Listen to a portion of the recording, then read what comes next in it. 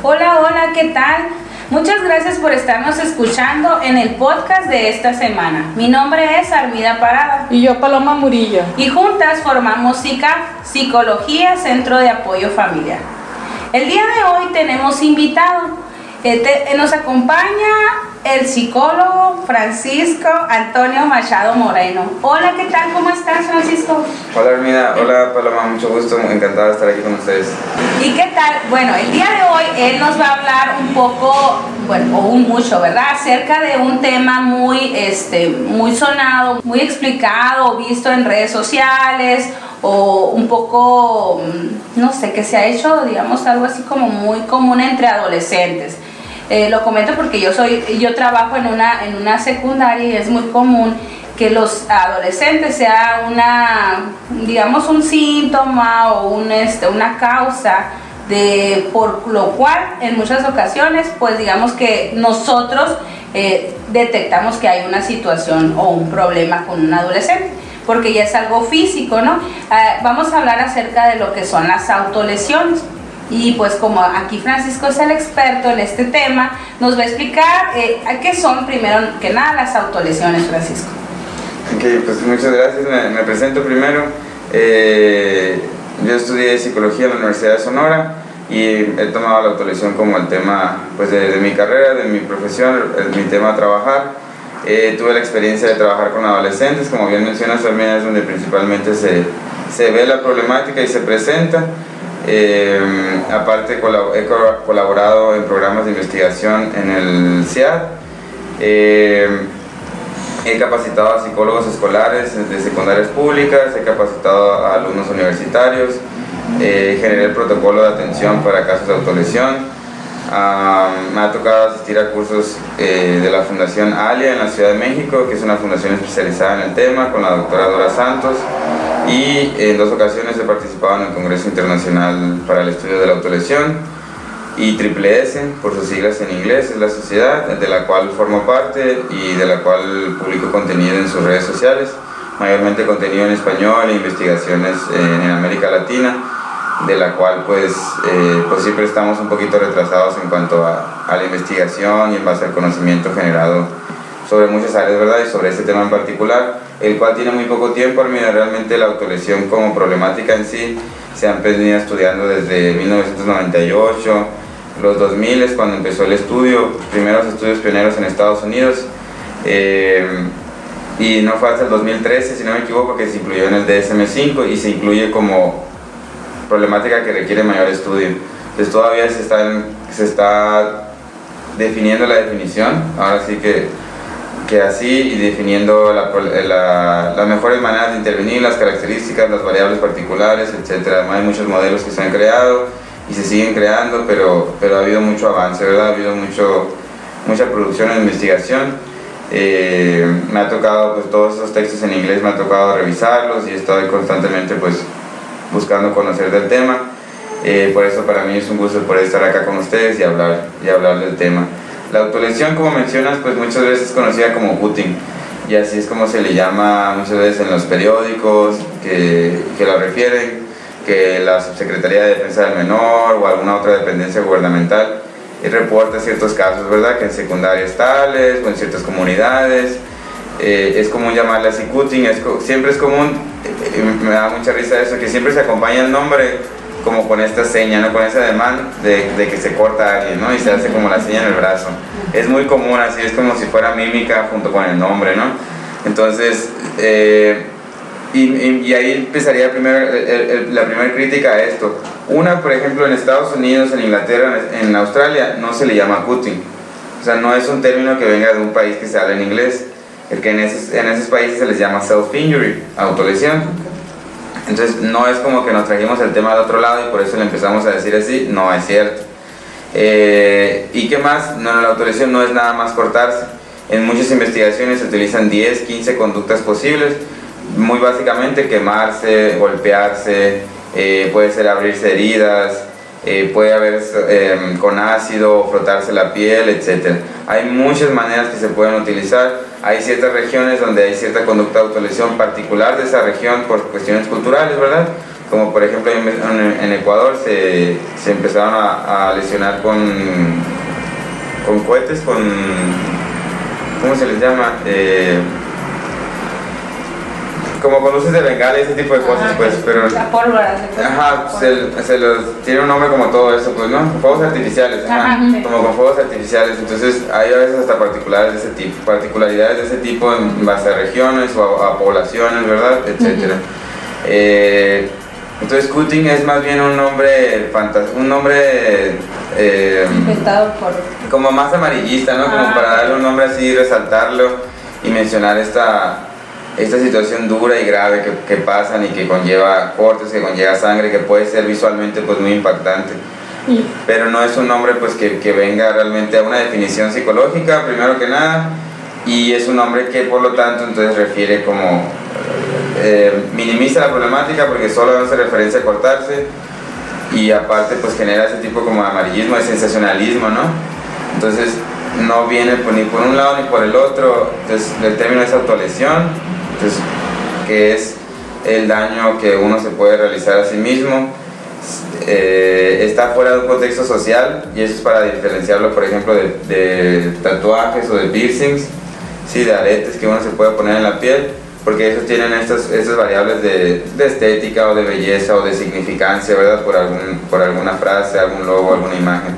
Entonces, como tiene ese contexto social, está fuera de la autolesión. La autolesión es una práctica que se realiza para regular emociones, emociones negativas.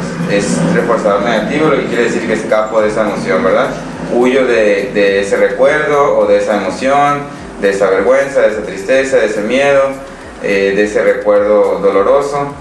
Lo evito al cortarme. Un dolor emocional no sé dónde está, no sé cuándo me va a doler o qué tanto me va a doler, dónde lo ubico, qué me pongo, ¿no? ¿Qué se toma para eso? ¿Existe siquiera algo que se pueda tomar? Mucha gente ni siquiera considera que se puede recibir ayuda al respecto, ¿no? Entonces, en cambio, un dolor físico, yo sé dónde está, si yo me lo hago, yo sé dónde lo voy a tener, yo sé cuándo lo voy a tener, yo me lo cuido. Entonces es algo que se vuelve personal y es algo que paradójicamente pero le da control a la persona, y eso se ve muy clarito. Por ejemplo, si vemos que los cortes son paralelos perfectos, ¿no? Tienen la misma distancia uno entre otro, y son la misma longitud cada uno. La persona está muy consciente de lo que está haciendo, aunque uno pudiera pensar, bueno, claro, está fuera de sí, ¿verdad? Si alguien se corta, está fuera de sí. No, está muy consciente para tener ese tipo de cortes, pues, ¿no? Una persona, un cirujano, etcétera, podrá decirte eso muy claro. Entonces, eso es una indicación de que la persona tiene control sobre lo que está haciendo. Entonces es algo positivo, porque vemos como que está muy alejado de pasar a problemáticas mayúsculas, de tener cortes mayores, o pasar a intentos de suicidio, etcétera, ¿no? que es otra cosa, es otra problemática. Entonces, pero retomando el punto esencial ahorita, yo quiero comentar esto de control y cómo la persona tiene control sobre sí, sobre esto que es algo muy difícil, muy duro al cortarse. Es muy típico, por ejemplo, en secundarias pasa que llevan navajas a las escuelas. No las usan, es muy raro que las usen en las escuelas. No las presumen o no las mencionan, aunque se puede saber, o ya dependiendo de contextos sociales. Pero por si acaso, la tengo ahí por si lo necesito, y eso me da tranquilidad porque sé que está el recurso ahí disponible para mí. Porque tengo el control. Porque tengo el control. Quítale la navaja y entonces va a salir la ansiedad y voy a empezar a ver si pasa algo ahorita, si fulanito aparece, si recuerdo tal cosa, si alguien cuenta tal cosa, si se escucha tal canción, si la maestra me menciona, si lo que sea. Ya no tengo ese recurso, entonces ¿qué voy a hacer? Porque sé que algo me pasa, que me pongo mal y que no puedo tolerarlo. Entonces, ahí empieza esa ansiedad. Es muy típico, así como, no, pues le quitamos toda la navaja y así, entonces empezó a utilizar tal cosa de la cocina. Quitamos todo, cerramos los cajones con llave y entonces empieza a utilizar espinas de un árbol. Es muy típico, y eso es porque es su recurso. Por ejemplo, eso es lo primero que se señala. No tiene ninguna relevancia el querer prohibirles o quitarles quitarles los medios. Al contrario, se trabaja como que lo hagan con algo que sea esterilizado, que esté limpio, que se cuiden mucho de limpiarlo, de limpiar sus heridas para evitar otras problemáticas, pues no. Pero eso otra vez les da el control, no es nomás por algo médico, es para darles el control y que ellos vayan poco a poco retomando el control sobre primero sobre su conducta y luego sobre esta emoción de trasfondo, ¿no? que está con ellos. Sí, entonces esta sensación de control es algo que de nuevo pues podríamos pensar que fuera lo último, ¿no? Que tuviese una persona que se está cortando, que se está quemando, pero sí está ahí y es lo principal. Cuando esa persona pierde ese control, digamos, o empieza a perder ese control, ¿cómo se ve eso? Cuando necesita cortarse más, cuando ya los cortes son más impulsivos y más aleatorios, ya no tienen como ese paralelismo, ya no tienen esa simetría, ¿no? Entre los cortes.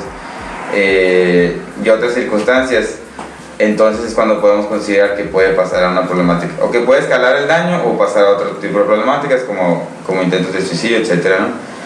Pero es entendiendo ese descontrol que la problemática genera.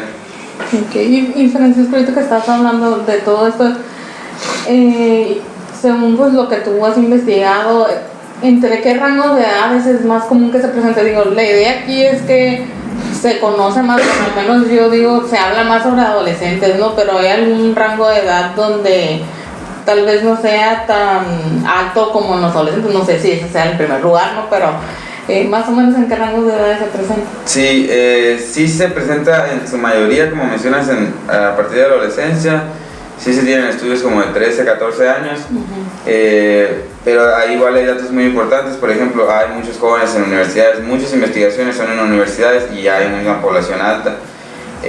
Igual adultos, por ejemplo, sí me tocó un caso que esta niña lo estaba realizando y al momento pues, de conocer el caso, su papá lo realizaba. Entonces había una conducta ahí de imitación de un adulto, ¿no? Sí me tocó a mí atender a una muchacha de 20 años que lo realizaba, entonces no es algo raro, no es algo que no pueda pasar, sigue las mismas características.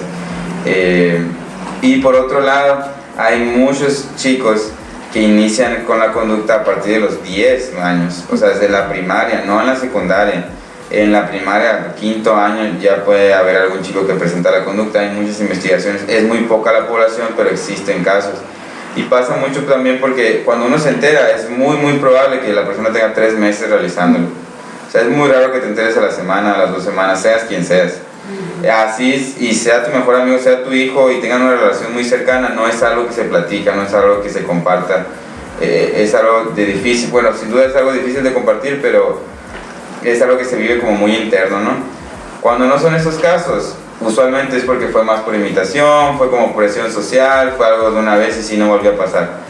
Pero cuando son casos que les llamamos tal cual es de autolesión, por decirlo, pues que está regulando emociones y está controlando estos recuerdos negativos o emociones muy frustrantes, va a tener meses haciéndolo, no te lo va a compartir, es algo muy personal, es algo que se va descubriendo también, la persona se va dando cuenta que le funciona, que está ahí, que lo puede hacer, etcétera. Entonces, por eso, ok, tal vez te enteraste en la secundaria, pero si está en primer año y acaba de entrar, seguro lo hizo desde la primaria, pues, ¿no?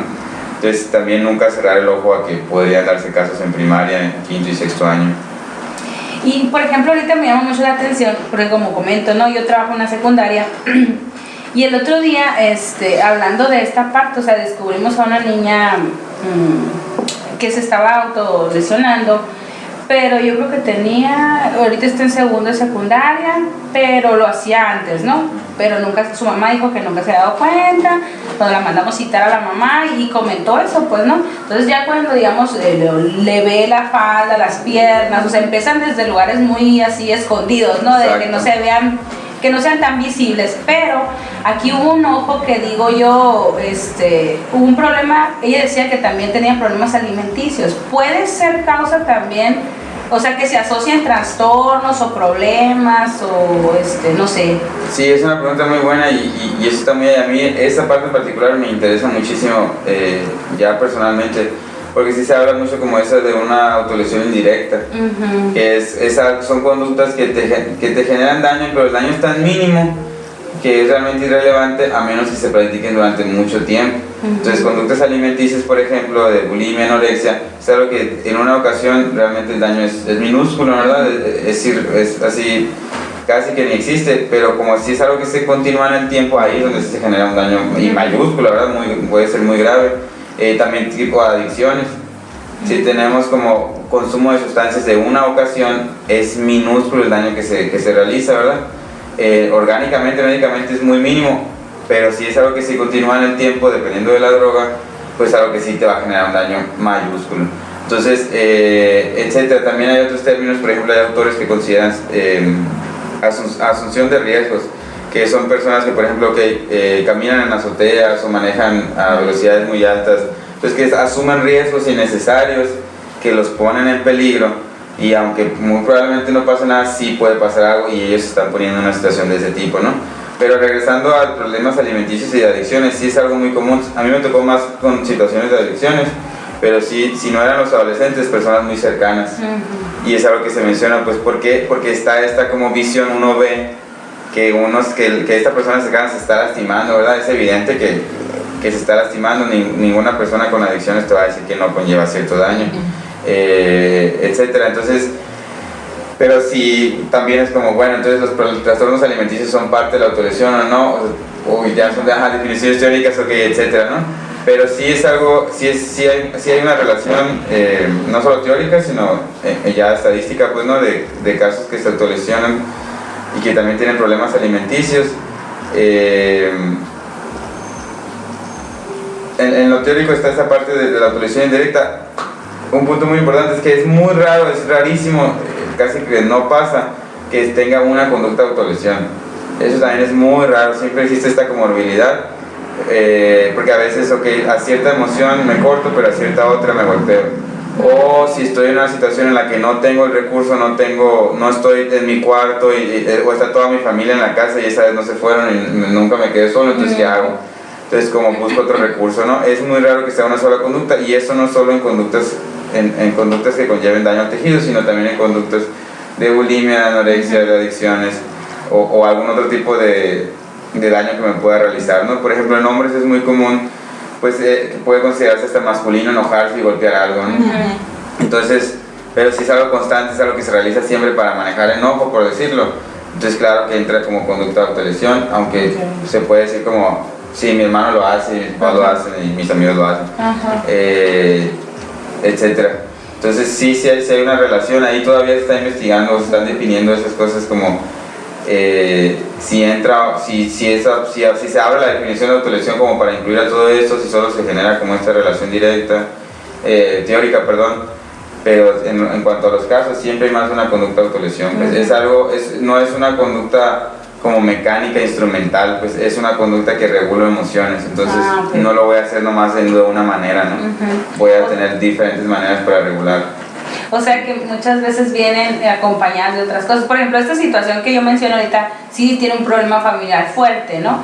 Entonces, pero esta niña comenta, ahorita está en segundo, aproximadamente tiene 13 años, pero ella comenta que empezó con esto del trastorno de vomitar, ¿no? De comer y luego vomitar.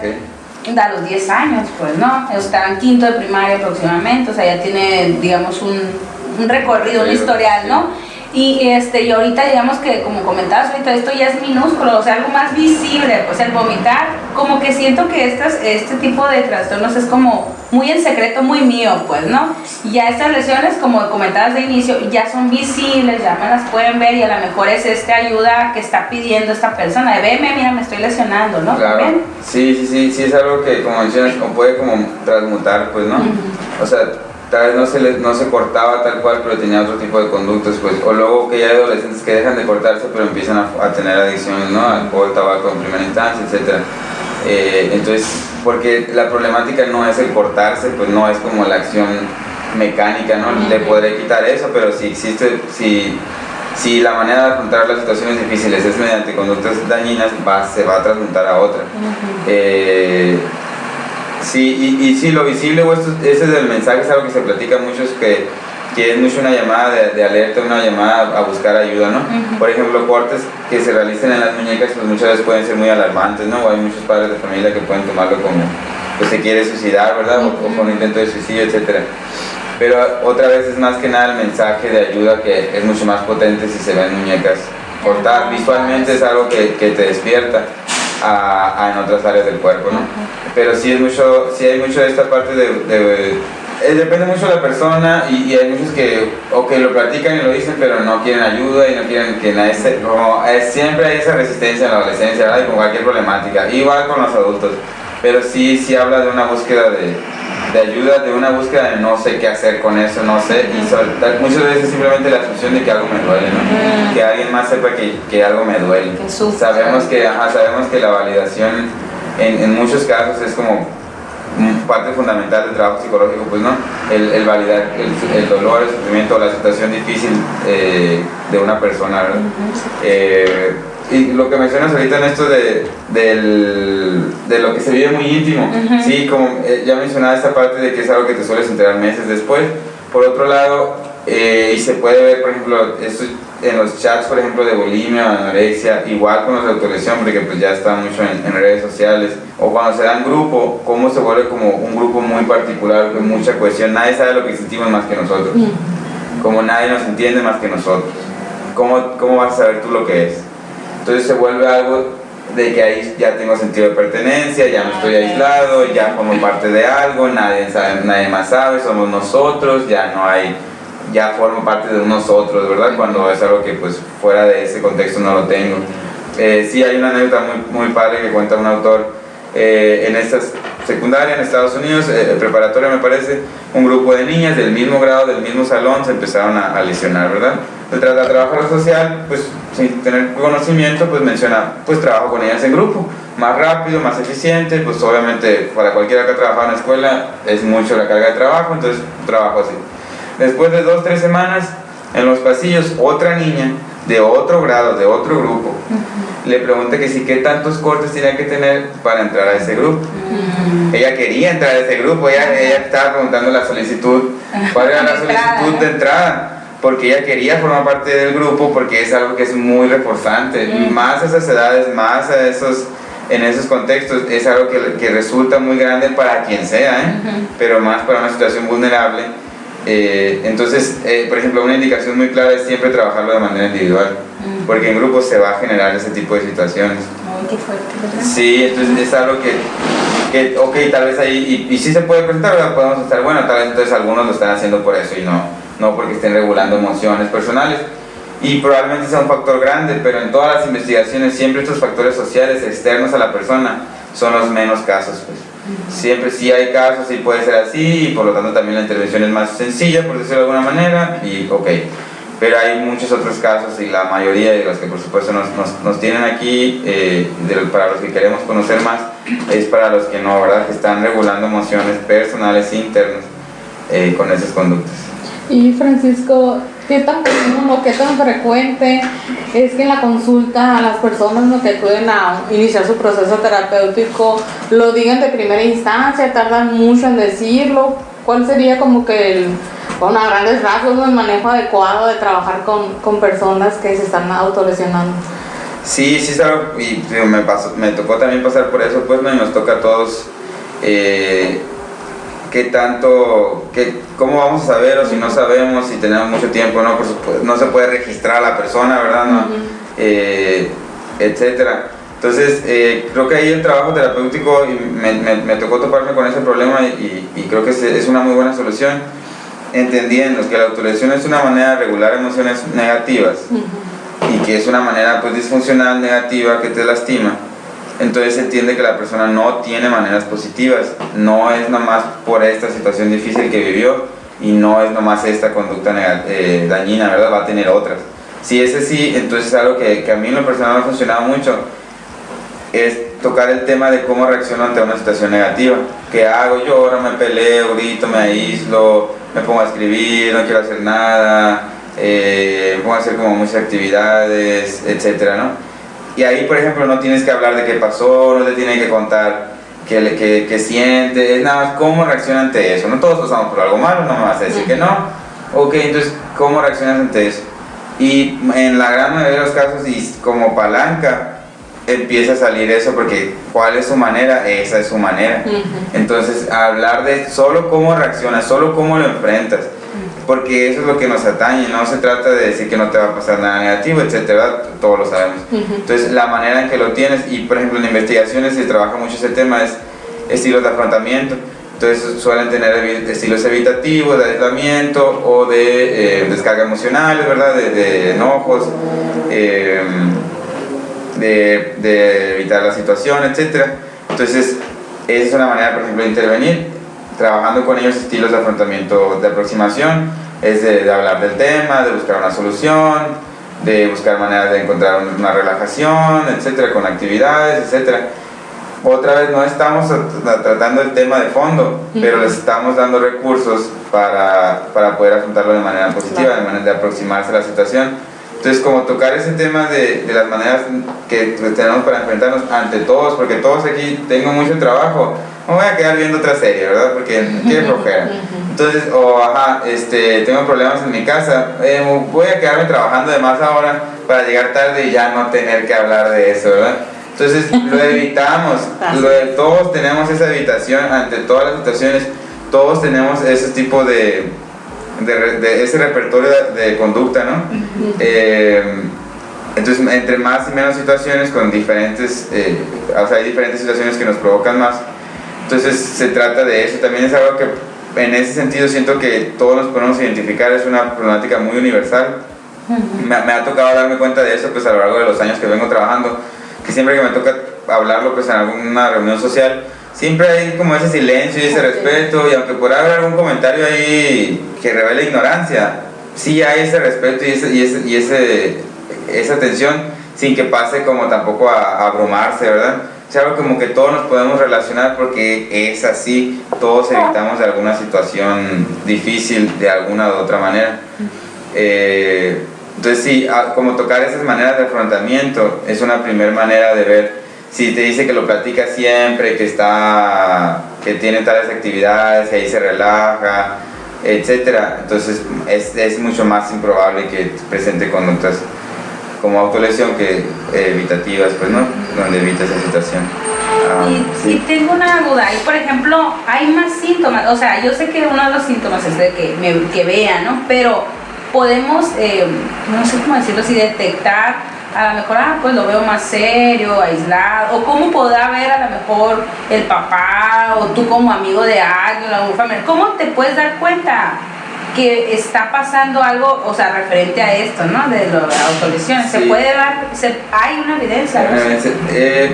Sí hay características, como menciono, que tienen tendencias como evitativas, ¿verdad? O a aislarse, o a como tener respuestas emocionales de descargas, ¿verdad? Como enojos repentinos, o como tristeza muy intensa, etc.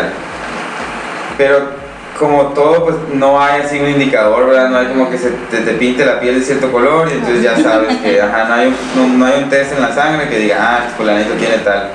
Si te enteras después de un par de meses, no eres mal padre, no eres mal madre, no eres mal amigo, no sé cómo, no supiste. No había muchas maneras, no es algo que se platique, no te lo está ocultando tampoco, ¿no? No es como que está en una crisis total, que podría estarlo, pero si lo está no es por la autolesión. No está en una crisis total y te lo está ocultando y no te tiene confianza, ¿no? No es eso. Entonces, por otro lado, con los padres, digo, sí, o sea, sí existe esta manera, pues hay que ver a sus hijos, ¿verdad? O sea, sí, o sea, son adolescentes, no son adultos, no se trata de checarlos, pero sí de acompañarlos y ver, ¿verdad? O sea, porque se cubren. Lo que es muy típico sí es que empiecen, por ejemplo, las chicas tal vez empiecen a usar muchas pulseras o mangas largas en el verano, en Hermosillo, es como pero eso sí se cortan en los brazos, ¿verdad? Porque pueden ser o ya más arriba en el brazo hacia el hombro o en los muslos, como mencionas, que en la falda es como muy fácil como acceder a los muslos. También puede ser en el abdomen, que son partes que no son tan visibles, ¿no? Pero si nunca se quiere quitar la camiseta, si siempre quiere usar pantalón, si siempre está cubierto, si nunca va como a la alberca, a la playa, etc. Como si tiene esas conductas, claro que puede ser un indicador. O mencionar que esas son las zonas como más comunes, ¿no?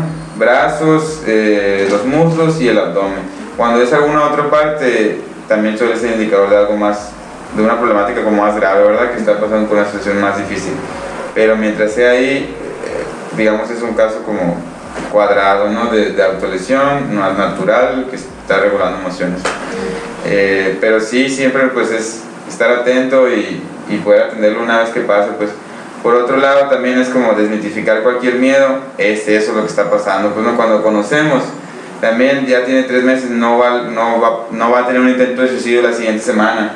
Pues no es eso, pues no, si tiene 30 cortes, no es un intento de suicidio, pues tener una persona que se quiere suicidar, hay como 5 maneras de tener intentos de suicidio, no hay más. Entonces en la autolesión puede haber muchos más, se pueden mezclar, tienen muchos episodios. Es como una vez cada, 3 veces a la semana, no hay intentos de suicidio 3 veces a la semana, pues es una problemática que se diferencia mucho. Entonces sería esta parte como de cuando se ocultan partes del cuerpo, y ya lo otro es entender que pues es algo personal que está pasando a ellos, no te involucra a ti como padre, como amigo, como maestro. Hay muchos maestros que buscan eso son muy sobreprotectoras, ¿no? Entonces ahí siempre se menciona, están metiéndole mucha intensidad emocional a una situación que ya es difícil.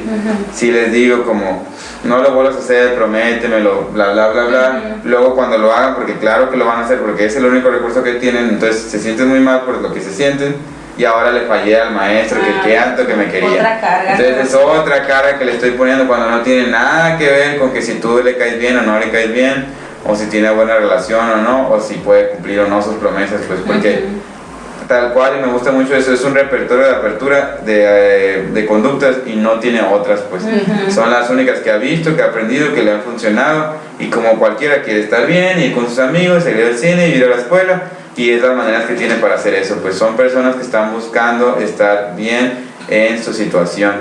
Eso creo que es lo principal que hay que entender para poder desmitificar y poder como dejar de señalar, como estigmatizar, ¿verdad? Entonces entender que son personas que están buscando estar bien y hacer cualquier actividad común y diaria que cualquier otra. Y ahí ya para casi cerrando aquí lo que es el tema, ¿qué tratamiento recomiendas o qué es lo que debería hacer yo como familiar, yo como a la mejor pareja o amigo de alguien? ¿Qué es lo primero que tendría que hacer? ¿Tendría que llevar a un doctor, a un psicólogo? ¿Qué recomiendas tú, Francisco, ya que has investigado mucho acerca de eso? Sí, pues cuando se quiere como trabajar directamente con esta situación, ¿verdad? Dejar de cortarse, dejar de quemarse, tener otros recursos para poder afrontar las situaciones, claro que terapia psicológica es la mejor opción. Hay de muchos tipos, lo que te funcione mejor a ti. Siempre mencionar aquí muchas veces, si no funciona con el primer psicólogo o psicóloga que uno va, pues intentar otro, pues son humanos, somos humanos, y hay muchos tipos de psicología, entonces sí buscar esa opción, y animarlo a que busque ese apoyo, ¿verdad? Lo otro, por ejemplo, y algo que se puede involucrar muchos familiares o personas significativas, es que, por ejemplo, en estas prácticas de maneras positivas, pues de poder afrontar una situación, como escribir un diario, escribir cartas, tener actividad física, ¿no? O hacer actividades como relajación, como yoga, etcétera, tener actividades de respiración, de visualización. Hay muchos tipos, ¿no? De expresión artísticas de otros tipos, etcétera. Eso se pueden hacer acompañados. Eso podemos estar acompañados sin decir, ok, ahora vamos a ir a una clase de yoga, voy contigo, o vamos a escribirnos cartas para poder expresar pues cosas que son muy difíciles poder decirlas, vamos a ir a esta clase de pintura, o vamos a tener esta actividad física en el parque, o si es alguna actividad que yo te acompaño. Entonces, como ese acompañamiento puede ser muy bueno pues para que la persona lo practique y que pueda ir porque tal cual, y me gusta mucho mencionarlo así, porque creo que sí te cambia como toda la cabeza. Como psicólogo y como persona, es venderle otra conducta, es venderle que hay conductas mejores para poder atender a ese mismo alivio. La persona que hace esto siente alivio al cortarse, que esa otra vez puede ser algo muy difícil, pero es el alivio de no tener que recordar, o de no tener que sentir, o de no tener que pasar por eso que pasó. Entonces ese alivio tiene todo el derecho del mundo, así como cualquier persona, a no pasar por eso y a tener ese alivio. Hay que dárselo nomás de otras maneras, hay que buscar que lo tenga, claro que sí, solo de otras maneras. Entonces es buscar darle esas otras maneras, darle esos otros recursos. Entonces como familiar, como cercano, esa es una manera muy particular, y lo otro pues es darle su espacio, como se llama, pues el aceptar que es una situación, que es lo que lo hace sentir bien, lo que lo hace poder pasar esta situación, que es fuera de uno, entender que no se va a suicidar, no va a tener como esas problemáticas, salvo otra vez en especificaciones muy claras, y sí, pues creo que eso puede ayudarle mucho a una persona que está pasando por esto.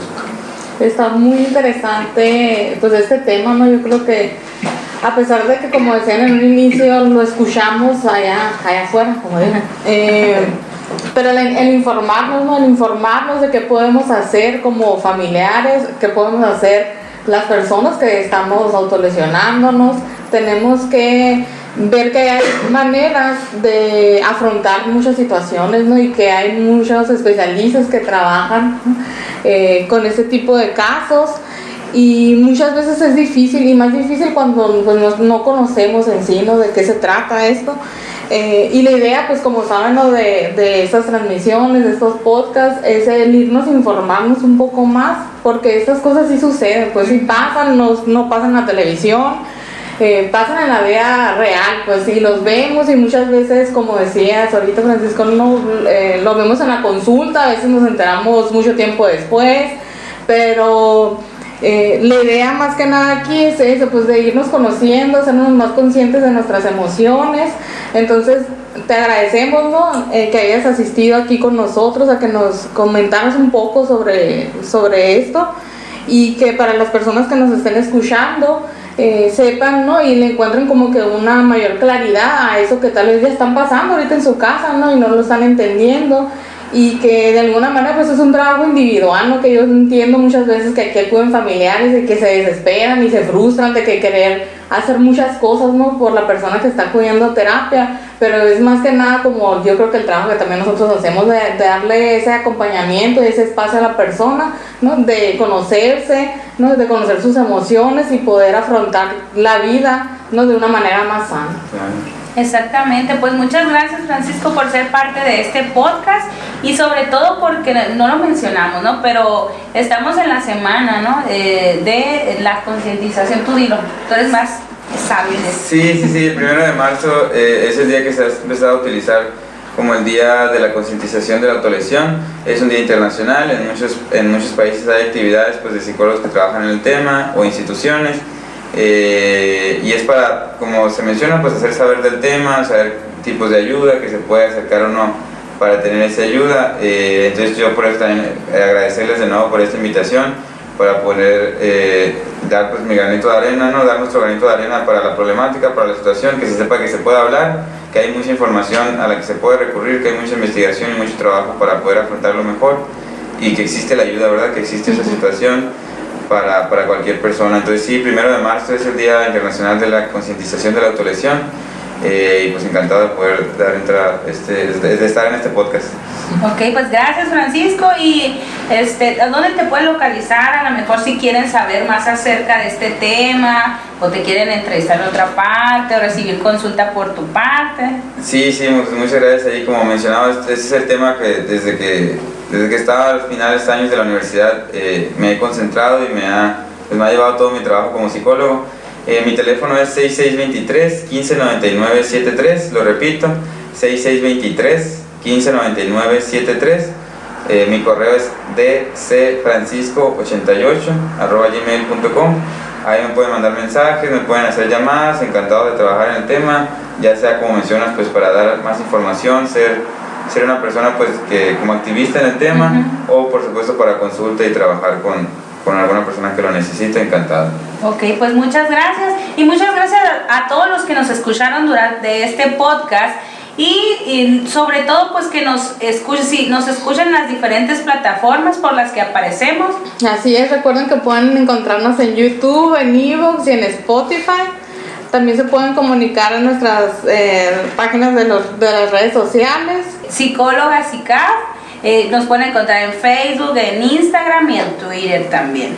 Entonces igual, sobre todo compartir estos podcasts para llegar a más personas que sepan más sobre salud mental y sean parte de digamos, ola de salud, ¿verdad? Que vamos por el pro de la salud mental. Gracias y pues nos escuchamos en el próximo podcast. Gracias, bye bye. Hasta luego, bye. Hasta luego.